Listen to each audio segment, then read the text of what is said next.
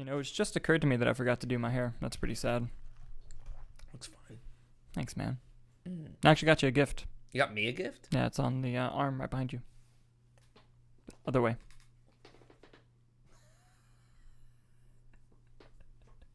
Guys, it's a Blu-ray of Malignant.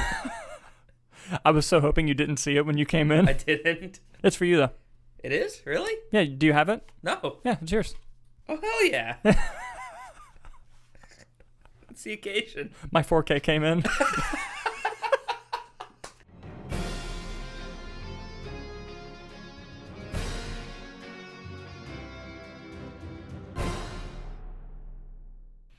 Hello, everyone. I'm Dalton Burdett. I'm Nick Iricchio. And we are the Movie Knights. Well, some of them. If you're watching this, it's because you want to hear our unfiltered thoughts and opinions about the world of movies and entertainment news. So kick back, relax, and thank you for being part of the conversation. I love how I always get like 1/3 of the way through unfiltered or uncensored, and you go like as I'm saying the word. It's so funny. Some overlap. It's just a bit. I don't have a timing thing. No, there's no cues. You know what? That's on me. I'll I'll hire someone to just stand there with cards. I just try my best. With like a pointer to like. Now. And then I prank you with the Snellen chart. It's like, hi, I'm Dalton Burdett. E. Beautiful, beautiful. Well, brother, we're kicking off of this shit with the box office. And you fucking know why. Absolutely. You absolutely fucking know why. Ladies and gentlemen, so for this, we just did the traditional weekend, Friday, Saturday, Sunday, with the Thursday night previews. We didn't do the full holiday weekend. Mm-hmm. Traditional weekend opening. So you know how we talked about how the Minions makes just an absolute metric fuck ton of money? Absolutely. Well, it did it again. And before I get into it, I want to let you know, remember how I say that the studio's estimates are always pretty conservative? And it said it could open anywhere from 60 to 80? Mm-hmm. The final opening weekend numbers were 108. Y'all, it's Minions Mayhem at the box office! Yes, it is! Minions The Rise of Gru opened to $108 million. And with the 4-day weekend, they say it can get over to like almost 130. Oh my god. Yeah, so... Gru has in fact risen. He has. Coming in at number 2... Oh yeah, whoa, pull up our predictions. Oh, yeah, right. I forgot about this. Oh, my God. Wait, hold on. Sorry, they're in my backpack, which is in the living room. 1 minute. Wow. I'll stall for time.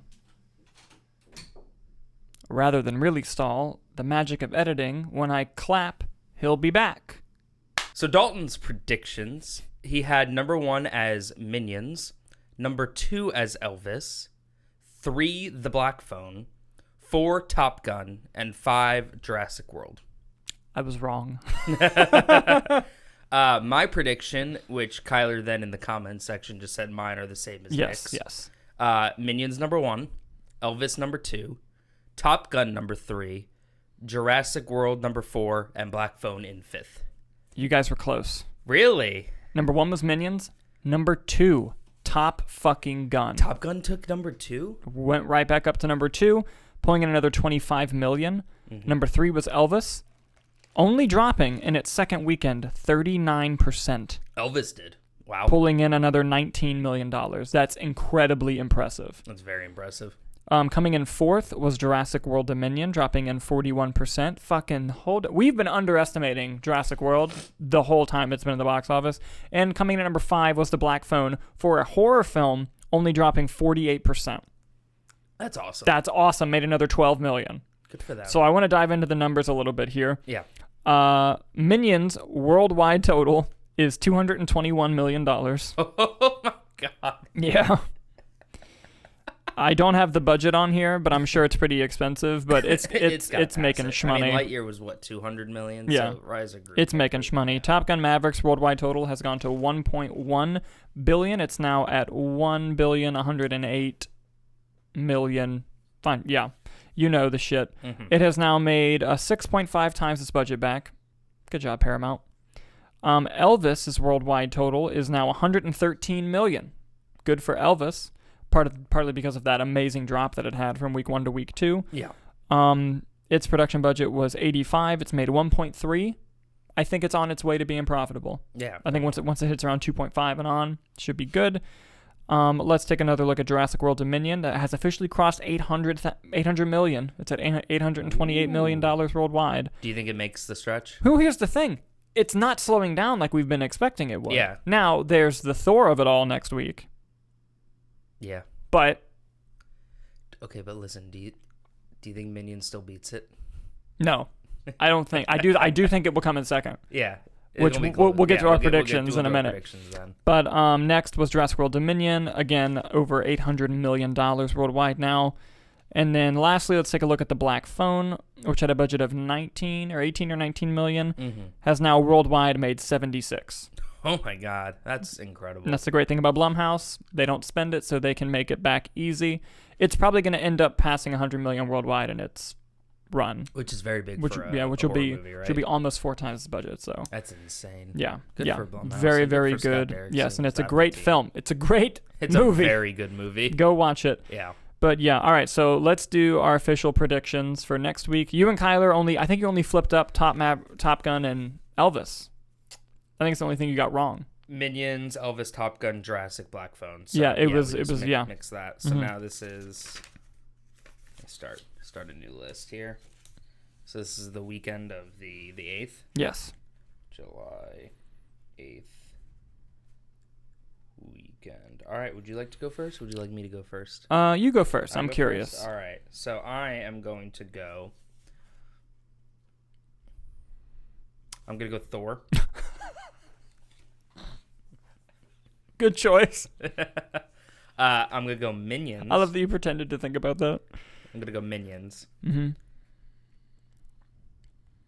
I'm going to go Top Gun. Okay.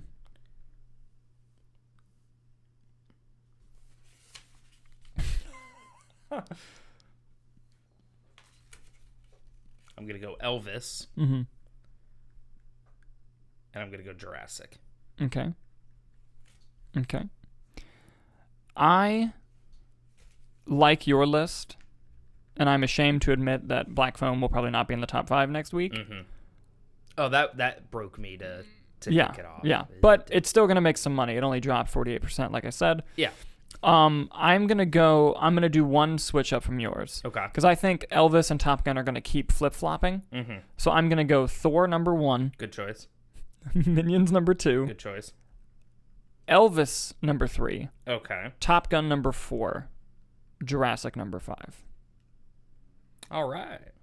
I think it's it's one of those. Yes. And I only think, because I think Elvis is going to have another small drop. I mean, small. Thor's going to take a lot of the money. Yeah. So small comparatively. But I don't know. I feel like they're going to keep doing it because that's what they've been doing. And Kyler's selection will be in the comments section yes, below to prove that he watches the show. We'll find out. Oh, also, I also want to point out that there was a question that was posed, and I already answered the person directly, but I just in case anyone else is wondering out there, the question was posed on the last show. Why do we only say some movie nights, like in the beginning of the intro? Like we're the movie nights. Some of them. Yes. That one, yeah. So, long story short, Movie Nights is a lot of things. Part of us is a podcast, part of us is a YouTube channel, but most importantly, our number one thing is we're a film production company. Like, we make short films. Eventually, we'll make features one day. And so many people work on those films, people who are not here, who don't work on the podcast. And by saying that we are the only Movie Nights, or if we just said we're the Movie Nights, I feel like it would be disingenuous to all of the amazing people who work on our films. And I don't want to say that's just you and me when really there's so many more amazing people who've worked on those. Would it be bitchin' to one day get like 30 people in here and be like, we're all of them? But like, that would be cool. Podcast, but 30 people. Yes. but that is why. Just to point that out. So now that we've unfortunately are done talking about the box office for today, let's move on to one of our first stories. This comes to us as an exclusive. That's a lie. I pulled it from Deadline. I think it was just announced by the studio. I was just an autopilot there. Recently there's been a lot of franchises based off of nostalgia on older franchises, Top Gun being a prime example of that. One of them recently was your favorite franchise of Ghostbusters. Yes. And the release date for the sequel to Ghostbusters Afterlife has officially been announced. It will come to us in Christmas release time of 2023. This is what Deadline had to say. So they're moving. They are booking moving. it on that. They are Jeez. moving. The Ghostbusters sequel to Ghostbusters Afterlife that Sony teased at CinemaCon in a sizzle reel in which director Jason Reitman and writer Gil Keenan confirmed on Ghostbusters Day, June 8th, is getting a theatrical release of Wednesday, December 20th, 2023. As hinted in the end credits of Afterlife, the next chapter will return to the original film's New York City and firehouse setting. So I'm going to pass this one over to you because you're the real Ghostbusters. I mean, I like Ghostbusters also, but you're the Ghostbusters fan of the group. Thoughts? I mean, I'm excited. I thought Afterlife was so well done, and it played nostalgia very well, I think. Mm-hmm. And I think they're at the point, too, where they can kind of move past the Ghostbusters. Like, I'm sure they'll have cameos, probably most notably Winston Zeddemore. Yeah. And he'll probably be a big part of it because he was really in the end credit scene. Yeah. Setting that up. But I feel like they're going to end up moving away a lot from like bring all the old people back and everything. Yeah. And they did it so beautifully Yeah. in Afterlife that I think doing it again would kind of... Exactly. And it's also like if like Scream didn't want to have Neve Campbell back. Yeah. It's like the new cast was really good. They were good. It sucks. Yeah. But I'm still holding out hope. Nice. I'm I think still she'll holding be out in hope. it, I hope so. But I think that they're moving very fast. I'm happy that Jason is returning again because I thought he did a fantastic job with it, and I'm curious to see where they take it now that they're in New York, what that's going to look like. Is it going to be a much larger scale? Because they didn't really set up the kids. Like, these kids aren't just going to be running around New York catching ghosts. No, I mean, they could be, but my thinking is maybe the kid, the smart one, the one from Gifted. The daughter. Yeah, maybe she gets into college at NYU or something. They kind of age up a bit. Yeah, or maybe since she's so smart, like she gets to go early, or maybe it's just like there's so many easy reasons to put someone in New York. Yeah, no, there's a bunch. No, not for them to be, but just the logistics of kids running around New York City. Yeah, no, and it could work if they do it right. But it'd be curious. And did they confirm if any cast is coming back? Is it not officially? Okay, but the main players from the previous film are expected to return. Okay, so like Carrie Coon, Paul Rudd, Finn Wolfhard, and McKenna Grace. Yes, that's her name. Yes, and she was the best part. Dude, of that she's movie. an amazing actress. Incredible. Like, she was great in Gifted. She was great in I, Tonya. She was great in Ghostbusters. There's another... She's in a lot, but there's another one that I can't pull from my brain. But, like, I was like, oh, she's in this movie, and she was really good in it. Mm-hmm. It's leaving me, but she's You named great. All the ones I knew. Yeah, but she is great. And, what I'm curious about is the Christmas release time. Because the market is oversaturated on Christmas. I love going to the movies around Christmas because I get to see, like, 9 new releases. Yeah. And so I'm curious about that choice because I'm not sure when Avatar 3's release date is. And I think they're close to the same audience. Because normally, like, you'll see a Star Wars movie, like a Star Wars blockbuster movie come out, and then like a rom-com indie will also come out. And that movie is for all the people who don't want to go see Star Wars, who are just like, what else is playing? This. Let me go. Like Greatest Showman opened against The Last Jedi. And while it opened really low, it actually went up some weekend to weekends because another audience was like, oh, there's something for us to see as well. So I'm just curious, like with Avatar, because they're kind of similar audiences to me, of like what's going to win that out. And speaking of Avatar, moving on to our next story, this I'm pulling from Empire as an exclusive. It says it right there in the title. One of the best directors of all time, I think is fair to say, is James Cameron. The dude is awesome ever since, The Terminator. The Terminator, yes. And Piranha. You can, I'm sure some people love it. But The Terminator is a fantastic movie. Has my favorite movie character of all time in it, in Kyle Reese. One of my all-time favorite movie characters ever. Dude, I fucking love Kyle Reese. That dude rules. And just Michael Biehn, the performance, and just the character. It's beautiful. I love it. I love him. And, Terminator 2 is an even better film. And then you have Aliens. You have True Lies. You have The Abyss. Just Titanic. And the first Avatar, like, one of the greats. Yeah. We know that he's been filming a lot of Avatar sequels back to back to back to back. And it's taking a kind of a toll on him because, according to Empire, he is considering not directing Avatar 4 and 5. I think 3 might be done filming already. I think they did 2 and 3 back to back, right? But I'm going to go down and pull some quotes from James Cameron here as to what he had to say. It basically just seems like he hasn't made up his mind yet on it. Mm-hmm. Speaking to Empire in the upcoming world-exclusive Avatar: The Way of the Water issue, the legendary filmmaker opened up about his plans for the later movies in the series, including the possibility that he may appoint someone else to bring the saga to its conclusion. Quote, "The Avatar films themselves are kind of all-consuming," Cameron admits. "I've got some things I'm developing as well that are exciting. I'll think eventually over time, I don't know, if that's after three or after four. I'll want to pass the baton to a director that I trust to take over so I can go do some other stuff that I'm interested in. Or maybe not. I don't know." I fucking love that. I love it. I cannot wait for the press tour. I cannot wait, Nick. I cannot wait for the press tour. Whenever there's an old school, like old director on a press They're tour, such savages, they're man. so funny. I've said it on the show before, but one of my favorite things James Cameron ever said was he was doing a thing with the Hollywood Reporter in 2019, I think. Mm-hmm. And they were like doing hypotheticals. They were interviewing a ton of people, and he was one of them.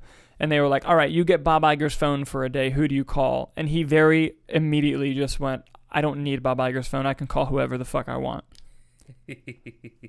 Amazing, right? All the respect. I don't call Bob Iger. Bob Iger calls me. Yeah. That's pretty much exactly what he said.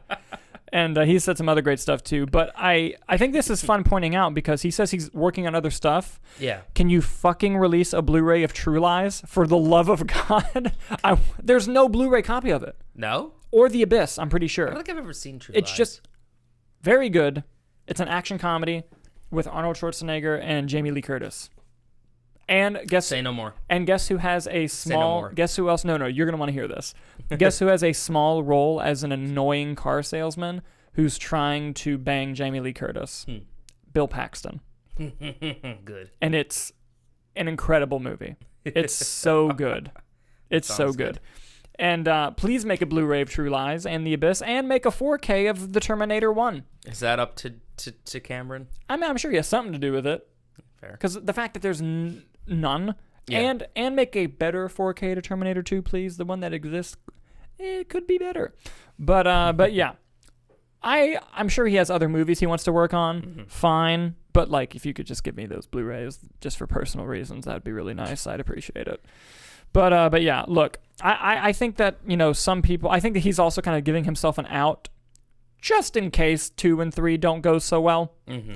But what if they bomb? What do you do? What do you do? Well, you release 3 because you spent the money. Yeah, you release 3. Yeah. Do you think they hold off to see how 2 does before they do 4 and 5? Before they even touch 4? Yeah. I think so too. And also, I am glad though, because I was getting worried because he's not the youngest person in the world. And I was getting worried like, what we're going to see from him till the end of time is Avatar movies. Mm-hmm. Which I wouldn't mind because I'm sure they're going to be great. Yeah. But it's like, I'm sure he's got something else he wants to do. Right, Nick?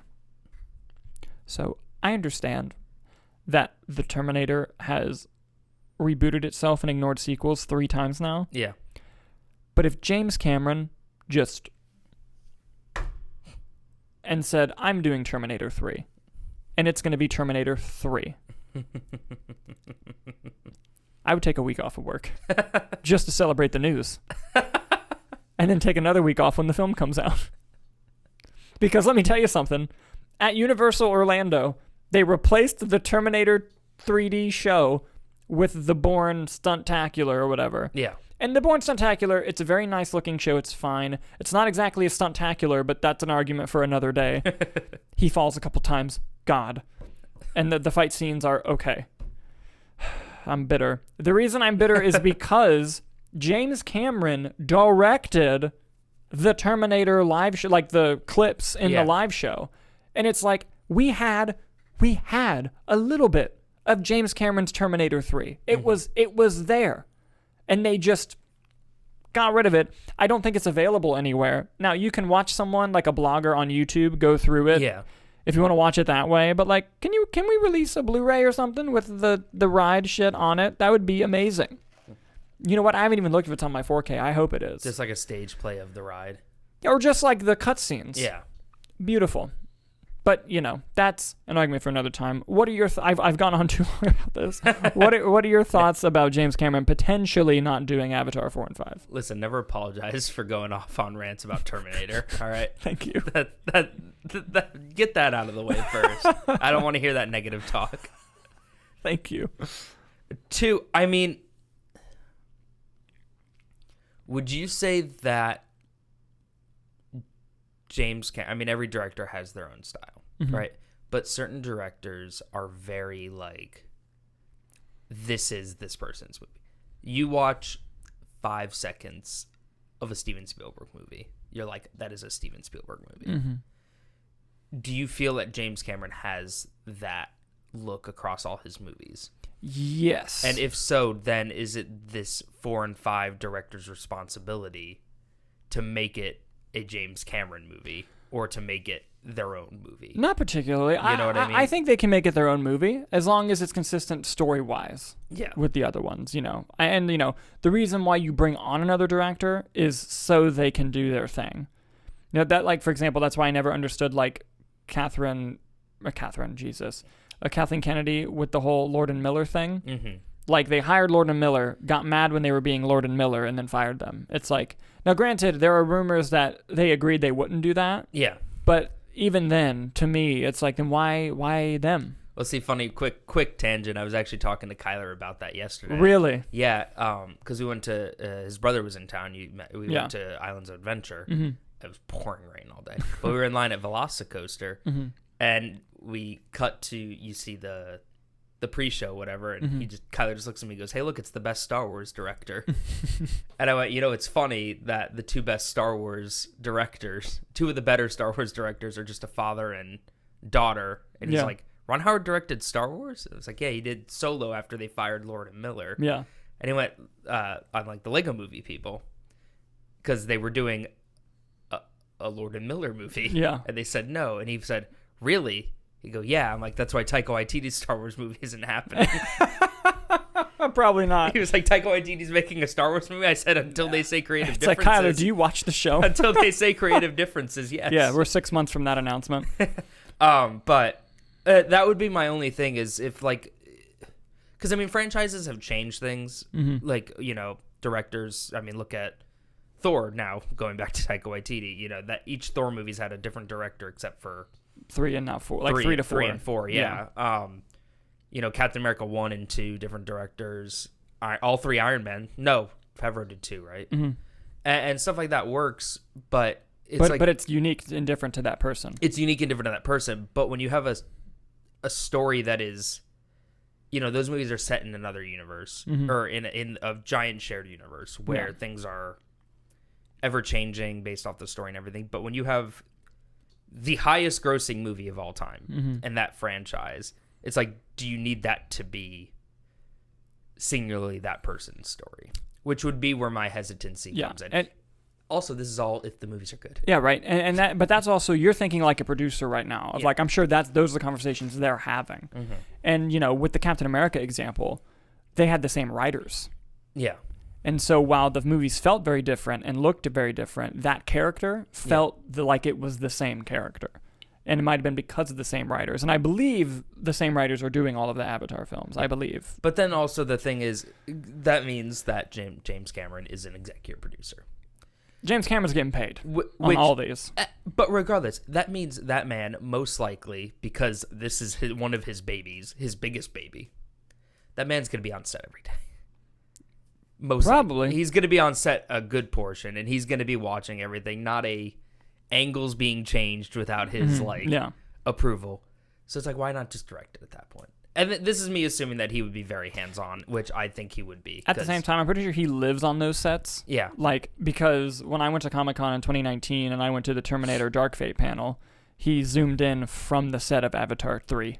Yeah. And it's like, bro, I don't think you've ever left. Are you trapped? Did they kidnap you, Mr. Cameron? Do you need help? Yeah, so that would be the thing of, like, if he's going to be... and again, I'm just projecting onto it, but if I had something this big and, like, it was so dear to me, I would want to make sure it's perfect. Yeah. So then asking me to hand it over to somebody... But I also think if he picks them... If he picks the person, then it's And dude, I hope it's someone fucking whack. Like, not like whack in terms they're bad, but just like you wouldn't expect it for Avatar. Yeah. Like, I hope he's like, yep, and I can't wait for these to be continued by my friend Danny Boyle. And it's like, oh. Okay. But I love James and I Mangold's Avatar 4. yeah. Like, and I love Danny Boyle, don't get me wrong. But yeah, what do you guys think about James Cameron potentially not directing Avatar 4 and 5? Do you think Avatar 4 and 5 will even happen? Let us know as we move on to our next story. All right, Nick. Permission to treat the story as hostile, Your Honor? Yes, absolutely. It's no secret that we're not the biggest fans of Bob Chapek here. Paycheck, yes. Bob Paycheck, yes. I sense a clip. I sense a clip in this future. So, before I really get into it, Okay. let me give some quick background and then give the actual story. Mm-hmm.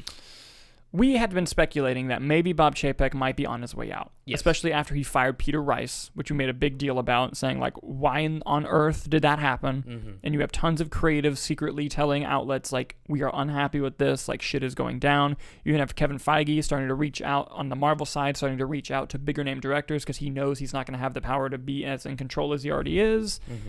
And then Star Wars is a whole other thing. Well, Bob Chapek has secured a long-term contract for Disney. I believe it's 3 years. Let me pull up the exact quote. I'm pulling this from The Hollywood Reporter.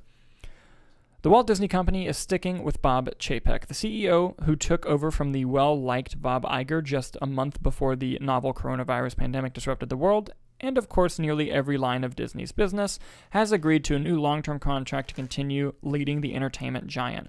Disney's board of directors announced the new 3-year contract extension Tuesday, saying the decision was unanimous. The new contract begins on July 1st and runs into 2025. The board had previously said that Chapek and his leadership team have the support and confidence of the board. In the wake of Chapek's decision to oust General Entertainment Chief Peter Rice and elevate Dana Walden to the top content role.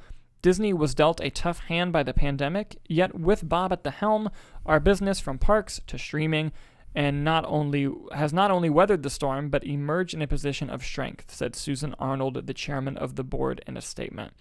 In this important time of growth and transformation, the board is committed to keep Disney on the successful path it is on today, and Bob's leadership is the key to achieving the goal. Bob is the right leader at the right time for the Walt Disney Company, and the board has full confidence in him and his leadership team. What a load of fucking bullshit.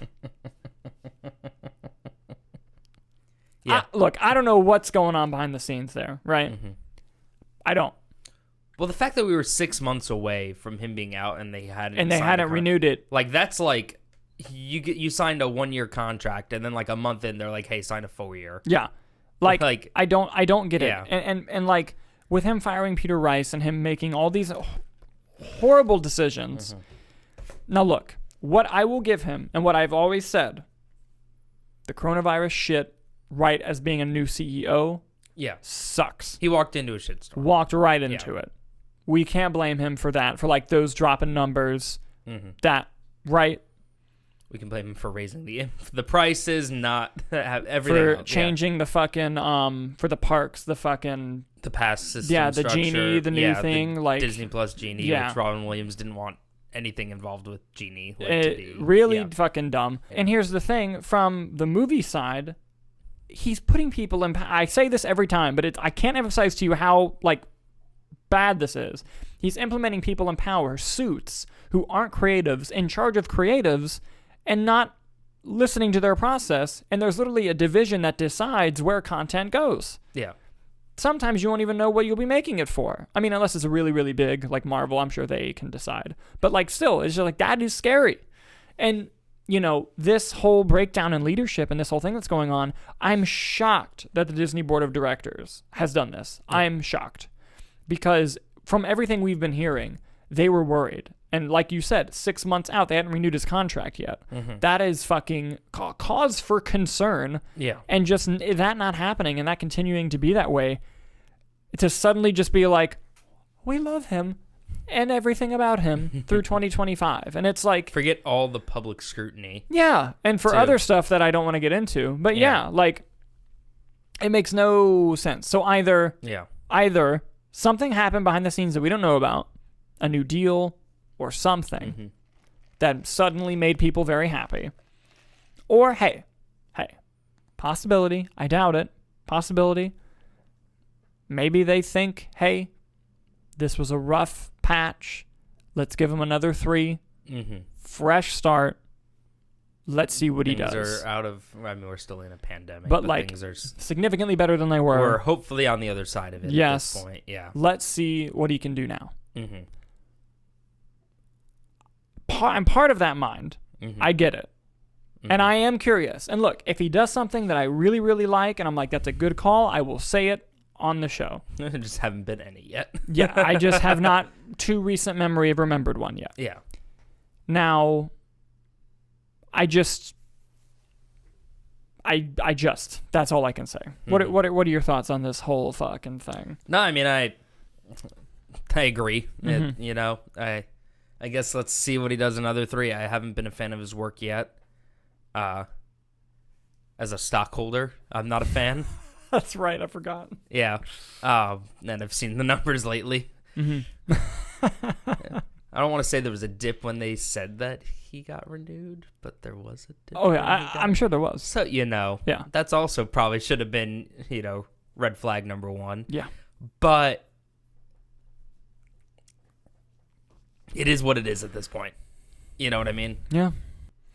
We will fucking see indeed. What do you guys think about Bob Paycheck getting a contract extension? Let us know as we move on to our next story here. So this one is a bit interesting. Warner Brothers is in new leadership now. They're under Warner Brothers Discovery. David Zaslav, King. King shit. Zaslav on his king shit. Yeah, and recently they've announced some recent changes in a shuffle in release dates, which I find a little bit interesting, and I wanted to bring them up. I'm pulling this from Variety, but I believe it was just announced by the studio. One of the things that have been delayed, but only by about 5 weeks, is Dune Part 2. Pulling from Variety, the journey back to the desert planet of Arrakis may take longer than expected. Dune Part 2, the second chapter in Warner Brothers and legendary sci-fi epic, has been postponed and will now open in theaters on November 17th, 2023, instead of October 20th, 2023. On its new release date, the Dune sequel is scheduled to open in theaters against Lionsgate's Hunger Games prequel and Universal's Trolls 3. Well, Trolls 3 is going to fucking destroy. Listen, I worked at a movie theater during Trolls 2. I watched the whole movie several times during my shifts. Really? I mean, just in bits. Like, I'd catch the first 15 minutes, and then I'd catch, like, the next, and then I'd clean, like, when the theater was empty. It was all right. Like, it was fun. I like the music. But, you know, it's an animated kids movie. Yep. It's going to do great. But here's the other thing I wanted to point out. Warner Brothers and Legendary, co-producers on Dune and other blockbuster franchises, have also announced that an untitled Godzilla vs. Kong sequel will be released March 15th, 2024. Nice. So they've shuffled up the release dates a bit. Godzilla vs. Kong in 2024, which I believe Adam Wingard is coming back for.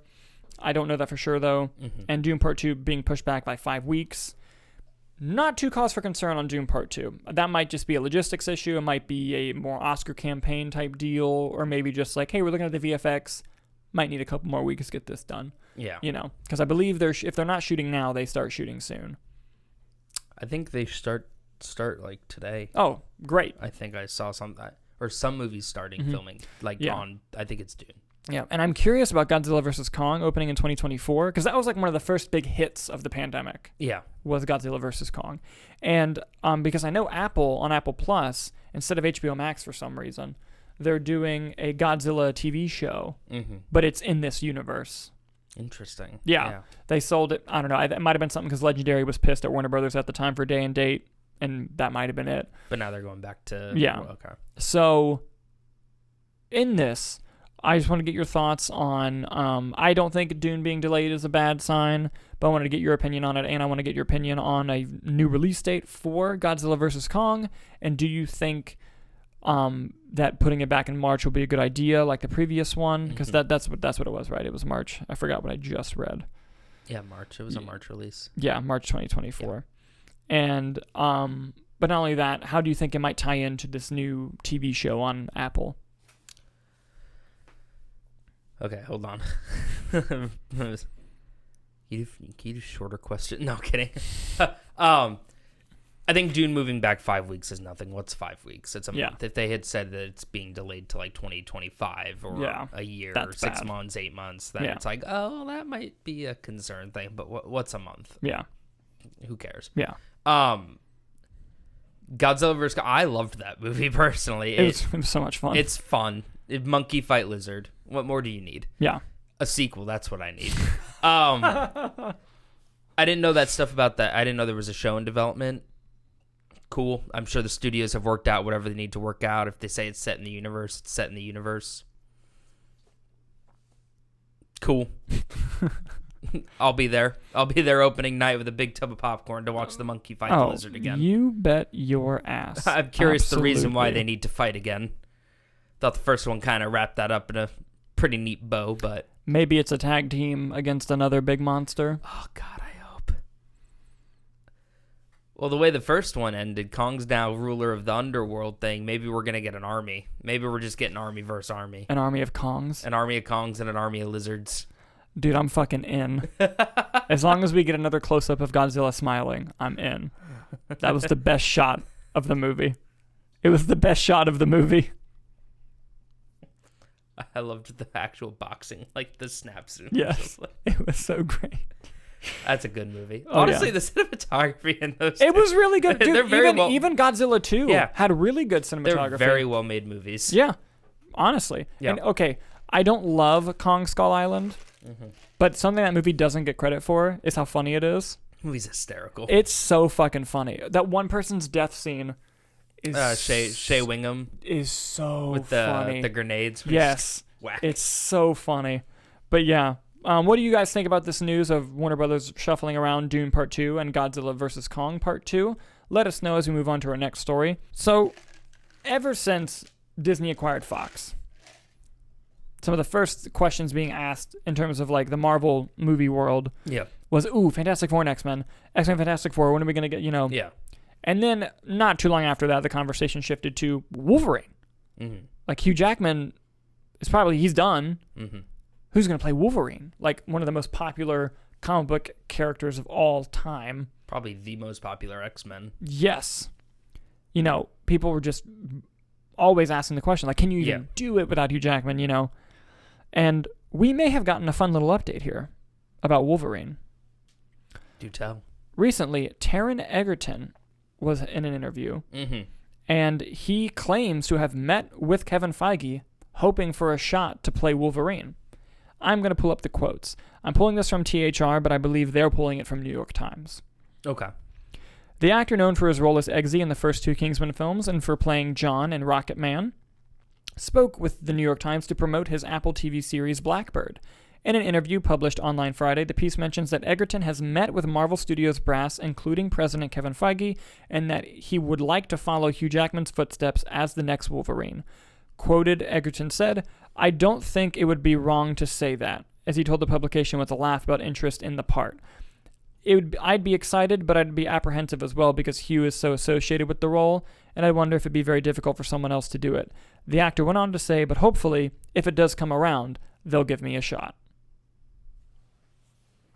What a fantastic fucking choice to play Wolverine. Are you serious? Hold on. Where's Kingsman 3? Where? Okay. First, let's get that up. Let's get that first. I don't give two shits about him being Wolverine. Give me Kingsman 3, please. And bring back Rasputin for Kingsman 3. Bring back Rasputin somehow. Yes, just do it for no reason. Anyway, no, it's a very good choice. And not only that, but him and Hugh Jackman are friends. They starred in Eddie the Eagle together. Yeah. And I'm sure, just out of respect, Marvel has went to Hugh Jackman and been like, all right, so we know you won't do it. Yeah. Any suggestions? Mm-hmm. He's going to bring up Taron Egerton. And Taron Egerton's smaller, so people can finally shut the fuck up about that. Yeah. And get their tiny Wolverine. Short king. But yeah, it's... But dude, now granted, this is not official. We're not saying this is happening. Yeah. But he straight up said, nope, I've met with Kevin Feige and we've talked about Wolverine. Yeah. Which is insane that he's just saying that. He probably got the shit beat out of him. He's not Wolverine now. He just solidified it. Probably not. But what are your thoughts on this? I personally think this is a fantastic choice. He's a great actor. Yeah. I mean, it all comes down to where they're going with the character. Because I don't think you would see a carbon copy. No. Of that. No. You know what I mean? Not at all. Yeah. And personally, I've never been a huge. I like some of the X-Men movies, but that's never been my favorite like superhero franchise. Unfortunately, yes. And I know if you look on the wall behind you have many X-Men comics. So I have all of the X-Men movie pops behind you. That too. So the Wolverine I know is Hugh Jackman. Yes. I've never really watched like the animated shows. Oh, dude, you gotta watch the '90s one. 97 X-Men 90 or just the X-Men. Yeah, because they're reviving it. Yeah, bro, I will watch it with you every episode.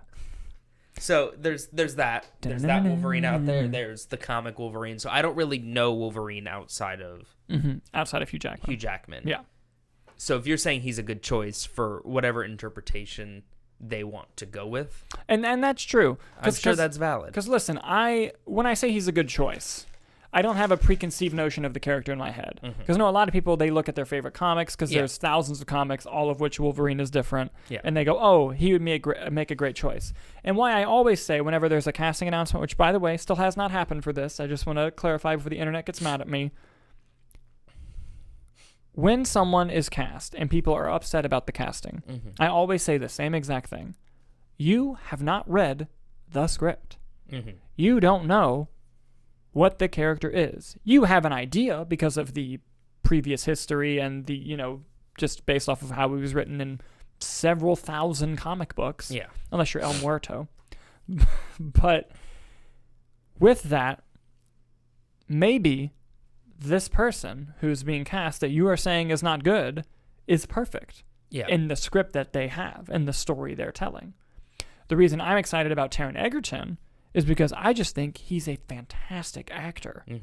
And as long as you have a great actor playing the part, they're going to do great. I love him in Kingsman. He was fucking phenomenal in Rocket Man. Unbelievable. Yeah. Overlooked for an Oscar. And it's nomination at least. And it's, it has me excited because I know he's a very physical guy too. He can do the stunt. Like, I want to see it happen. I would love them to go to Madripoor and fucking Taron Egerton's just sitting at a bar smoking a cigar, cursing. I would love that. So, yeah. But I understand where you're coming from, though, in that you have this one idea of Wolverine. Yeah. But I do agree that it's not going to be a carbon copy. It's going to be different. Yeah. I think no actor wants to do that. Like, no actor would go, like, if Marvel hired someone and they're like, can you be just like Hugh Jackman? They would go, no. Yeah. Like, it would, and Marvel wouldn't ask them to do that. But it's just like, I would love for them to do like in the MCU for the X-Men, like go to the do a 70s X-Men movie. That'd be cool. Which I mean, I think that's when do the first few take place? They never did 70s, right? They did in Days of Future Past. He goes to 70s. Yeah. I would love a movie that's just completely set in the 70s, like retro like X-Men Origins Wolverine? Yeah, exactly. No, but I'd love to see when you say Taron Egerton as Wolverine. I don't have an idea of what the character's like personality-wise, how he fits into the greater like MCU, that kind of thing.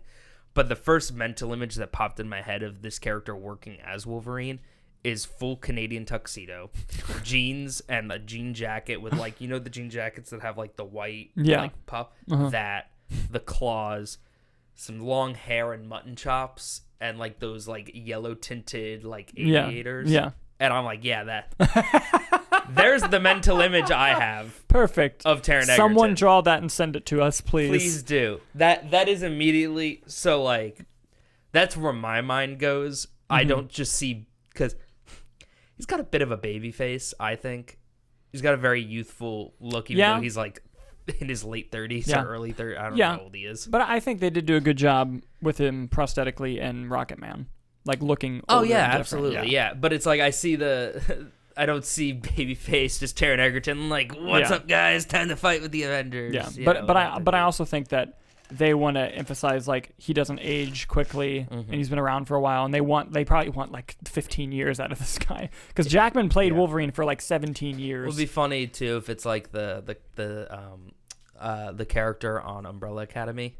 that's stuck in the young person. Like, Yes, he's actually 5. like 90. It's Yeah. Old Man Logan, but in like That would be so Taron funny. Egerton. That would be so funny. But yeah, look, I hope it goes through. Yeah. If not, whoever they cast, I'm sure I'll be a fan of. I just thought it'd be fun to bring up. What would you guys think about Taron Egerton playing Wolverine? Let us know down in the comments below. And my guy, I believe that's all we had for today. I think so, right? Yeah. Penny, for your thoughts? I don't have any change on me. That was really good. And I'm upset. Should we provide an update for next week not being here? Yes. Yes. So I will be on a family vacation, so I will not be here next Monday. Yes. I don't want to announce what I'm going to be doing just yet because at some point, we're going to do an interview with an amazing independent filmmaker named Julian Morales, who has been interviewed on the show before. But if that doesn't work out for next week, I'll just have Hannah on the show. So All right, cool. it'll be either way, it'll work out. There will be a show posted next Tuesday. Yes, I said I'm not going to say what I'm going to do, and then presented the two options of what I'm going to do. Yeah. Tune in next week to see what it is. Yeah, we'll find out. But yes, thank you again, everyone, for watching, and we will see you next time.